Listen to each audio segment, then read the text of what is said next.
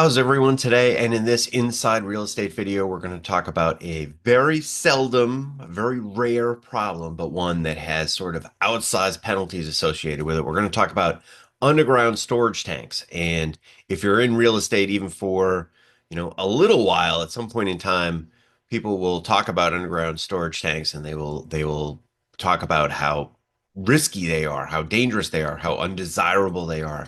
And the reason is because if you end up in a situation where an oil tank leaks, underground or not, and it starts to leak enough oil to get into the ground, the cleanup can be crazy expensive. And by crazy expensive, I don't mean 2 grand, I mean 200 grand or 300 grand or even more. Those kinds of situations are exceedingly rare.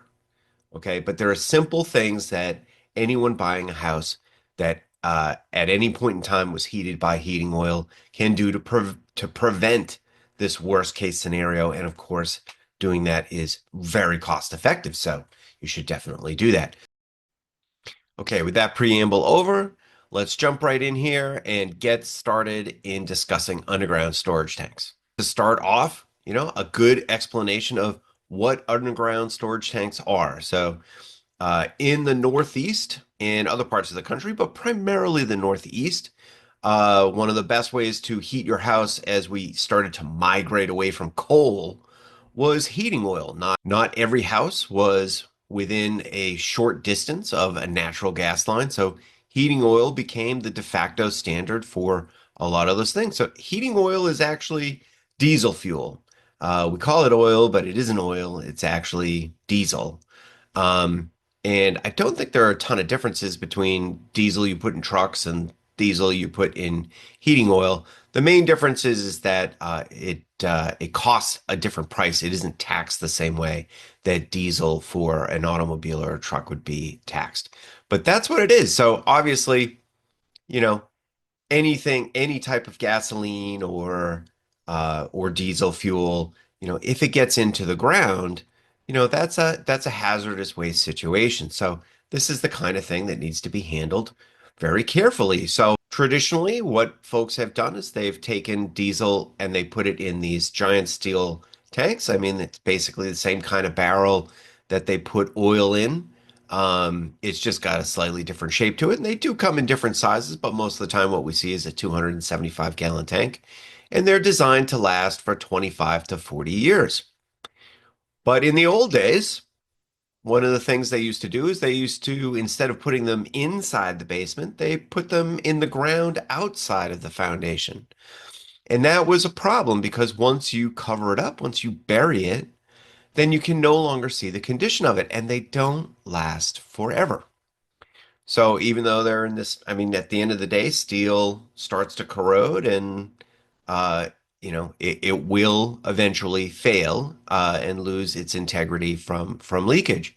So if you're putting 275 gallons of oil in there and it starts to leak and it's got 200 gallons in it, you can very quickly dump 200 gallons of heating oil into the ground. This is, of course, terrible. That is an awful lot of oil to get out of the ground. And if you're in, a sandy area, then it can go quite deep. And what you need to do in order to clean it up is you need to get heavy equipment in there and dig it all up, and it can get under the foundation, which is going to, again, accelerate the cost that you're going to run into there. So it is very, very important that this not happen. Hi, pardon the interruption. This is Matt Heisler from Vanderbilt Properties. And if you're liking this video and you feel like you're getting some good information out of it, what I'd like to do is create other videos that you can also get good information out of. So please remember to like and subscribe this video. And if you are in the market or you're thinking about buying and selling a house in my area, which includes Massachusetts and Rhode Island, don't forget to watch this video all the way to the end so that you can take advantage of the special offer I am offering folks. Thanks. Let's get back to the video. When you get your burner serviced, one of the things that they will do routinely is they'll check the tank, make sure that it's okay, that it's still structurally sound. A lot of guys will do other things to make sure that if there are any leaks that are starting to show up, that they get some sort of warning before those leaks turn into floods and you have a real accident. So again, regular maintenance on your oil burner will make sure that your tank is inspected, but wherever possible, if I go into a lot of houses and the tank is, you know, it's been buried into a closet, specifically designed to shape it. You need to make sure that you can get access to it, right? So if you're in a house and someone has covered up the oil tank so you don't have to look at it, think about whether or not that's really the best situation. I mean, I guess if your tank is only 10 years old, you got some time to think about it. But if your tank's getting a little bit older and there's no good way to see underneath it, you know, this is something that you should probably think about. An ounce of prevention is really worth a pound of cure in this particular case. But let's talk about situations which are very, very rare again here, but where there is an underground storage tank. Obviously, if there is an underground storage tank, and you find out about it, you can probably, before you buy that house, discuss with the seller how to fix that situation. If you do get yourself in that kind of situation, don't let them leave the tank in the ground. I would not consider that acceptable today. I would want them to go dig up the entire tank, get the tank out of there, put a new tank somewhere in the basement or outside of the house, but above ground, just not in the ground. Okay. So that is perfectly acceptable. But what if you have an inspection and you're not sure that there's an underground storage tank? It's not uncommon to find evidence that there was at one point in time an underground storage tank, but we can't see it. We can't see what's in the ground. We don't know if they removed the tank and then just cut the pipes on either side of the foundation, or whether or not the tank is still there. So it turns out that there are some specialists. They're not easy to find, but in that situation, you can find these specialists and they will either use metal detectors or even ground penetrating sonar to go see if where the tank should be, if the tank is still there, right? I mean, normally if you can find the old fill pipes, uh, then you can figure out pretty much where the tank should be. So figuring out the general area where it might be is not very difficult. The hard part is just figuring out what's under there before before without a shovel, right? So, and then even if they find an underground oil tank, a lot of times what they can do is they can just find an opening and then go see if it was emptied. So I have had situations where the oil tank was there, but it had been emptied, so there wasn't anything there. Now, should they have dug it up and pulled it out of the ground? Yes, they should. Otherwise, 20 years from now, we probably have to go through this whole thing again. So again, the situation here is if you do have an underground oil tank, my recommendation is that you contract with someone before you sell the property to make sure that it's out of there.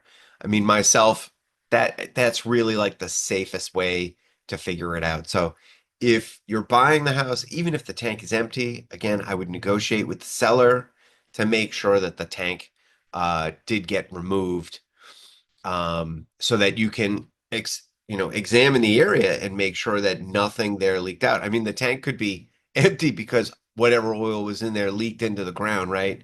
So bottom line here is you really don't want to take possession of a property where there's even a chance, even a small chance that heating oil has leaked into the ground, because cleanup is just prohibitively expensive. It's just easier to find another house, especially if the seller is unwilling or unable to make good on cleaning it up and solving the problem. Just to recap here, underground storage tanks are very, very rare to find today. That's because they've been illegal for a very long time.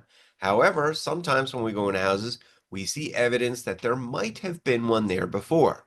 If the seller doesn't have any paperwork or any documentation around the pre-existing underground storage tank, I highly recommend that you do your own investigation. And of course, that starts with a home inspection. Home inspectors are particularly attuned to looking for any evidence that there was an underground storage tank.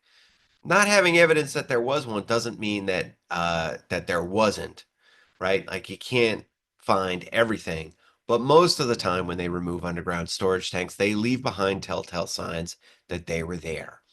So again, home inspection is your first line of defense for this. Your second line of defense is to make sure that if one is found or suspected and there's no paperwork on it, that you do get a specialist to determine whether or not there is an oil tank in the ground. And then, again, negotiate with that seller, make sure that that oil tank is out of there, and that there has been no hazardous waste spillage. If you follow those steps, you can save yourself the trouble from any sort of serious calamity financially. Again, you can buy home insurance for these kinds of things, and it's relatively inexpensive. But my recommendation here is that what you really do is just make the situation safe. And again, remember, even if your oil tank is inside, it has a lifespan.